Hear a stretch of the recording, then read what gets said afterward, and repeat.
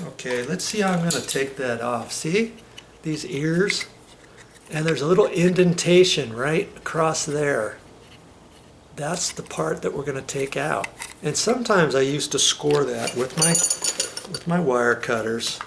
The type of wire cutters I have are like this. Okay, you could take that and you can score that along there like that.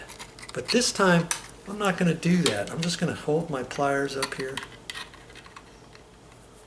like so, right up next to that, and I'm going to take this and I'm going to clamp it down fairly close here, and I'm going to bend this back and forth. There, just like that. That's out. Now see that right there? I'm going to save that. Some electricians, they save those. You can use that like for a little washer for different things, okay? I'm going to save those, stick that in my nail bag. Now I'm going to turn this around, hold it up next to that cut, take this, bend it, just like that. Okay? I do all four of them that way.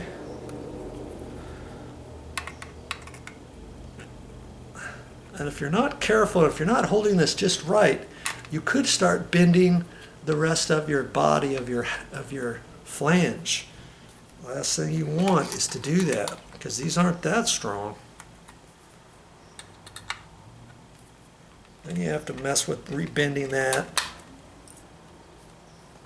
Okay. There. Just like that. Then I've got to look at this and see where the load is. Sure enough, the load is up on the top and the line is at the bottom. If I was facing that, looking at that, I got to put some screws in there first. And there's only one side where you can put the screws, and you see way in there where the backing piece is with the thread. So I'm going to have to find my new screws. And see, they'll give you a little bag here.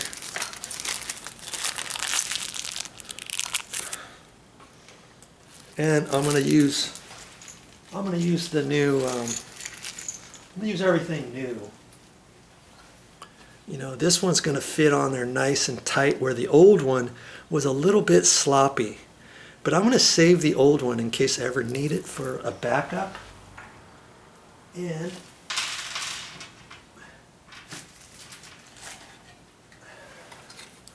you see, in here, this is the little screw that comes with it. See, it's got a little flange goodie on there like that.